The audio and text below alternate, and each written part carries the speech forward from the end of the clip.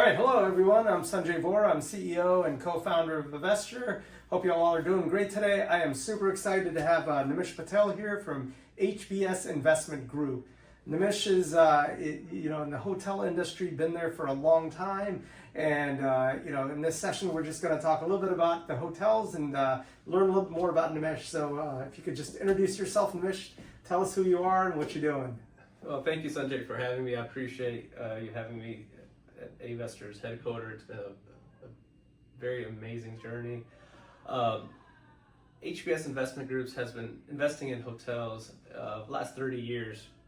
We're a vertically integrated company, which means we develop, we acquire, and manage our properties, our hotels, mainly in the southeast of the U.S. But we've been looking at expanding into other states and throughout the U.S. These are branded hotels? Yes, so we mainly focus on select service and full service hotels. Full service, that means it does include a restaurant. Our hotels are all branded, franchised with Hilton, Marriott, Hyatt, or IHG. Those are the brands we've partnered here recently in the last few years. We've worked with all the brands though over 30 years. We have done independent hotels, but we've seen the most value in these brands. So why, just out of curiosity, like if I'm an investor and I'm looking to invest $50,000, why hotels of all the different asset classes out there? What makes hotels like a great investment?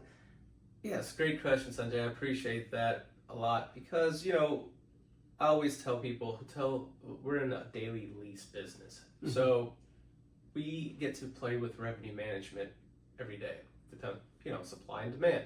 So depending on the market, what's going on in the market, we can really pull the lever up and down on the rates to charge. Whereas, multifamily and these other asset classes, you have a longer term lease.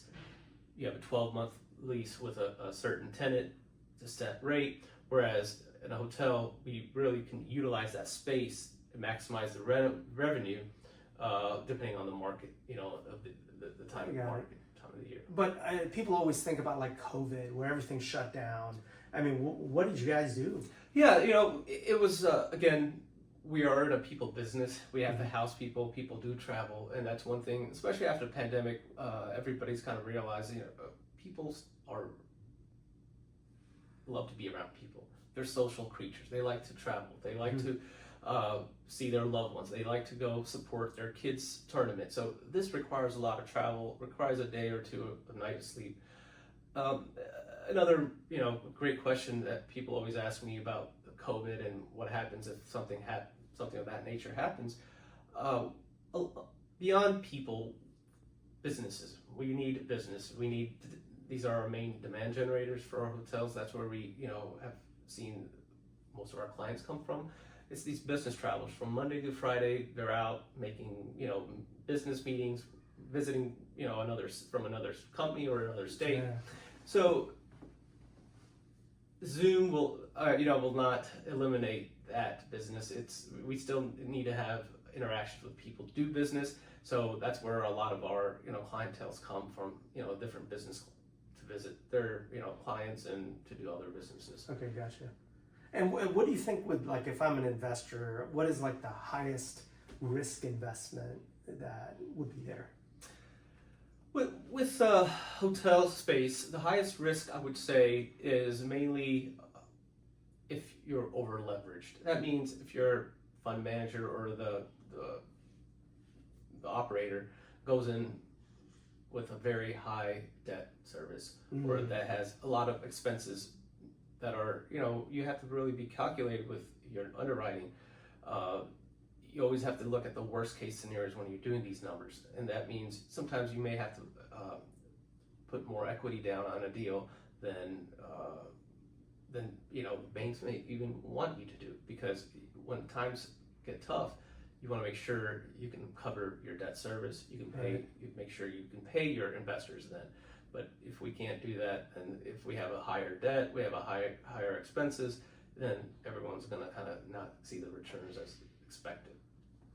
So I think the underwriting is the biggest, is one of the most important parts in acquisition, in acquiring a hotel.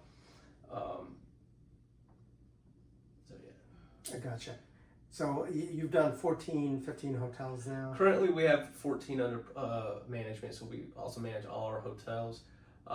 Over the years, we've probably recycled, our investors have recycled our capitals, but we've acquired over 30 to 34 hotels. Oh, wow. Okay. And so that's pretty significant. Yes. So last few years, it's been, especially since the pandemic, we're finishing one hotel, a ground up development. But right now, we've seen a lot of value in acquisitions. We see a lot of sellers want to sell for whatever reasons. They waited since the pandemic happened, and now we've seen a lot of fire sales, and not fire sales, but a lot of sellers trading their assets because they thought maybe the rates were going to drop, and they haven't. And the commercial real estate space the value has been hit pretty hard, and so now they're realizing this is a longer road, so some of these assets are being sold, and whatever reasons, it could be a family issue, or that was their term was up for the investors, and so right now acquisitions is really good. Depending on the market, we'll look at ground up development as well.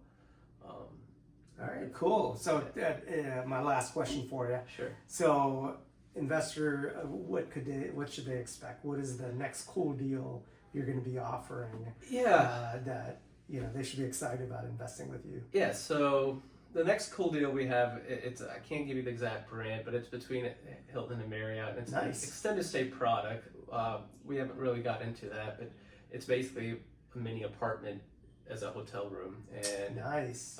Since the pandemic, two classes within the hotel we've seen thrive was the extended stay market and the economy market. So we have an extended stay franchise hotel coming here to offer to the investors. So we're excited. When should they expect that coming? Probably here in the next 30 days. We're wrapping things up. So all right, we're fantastic. excited. All right, thank you, Nimesh. Appreciate it. Thanks for having me. All right, we'll see ya.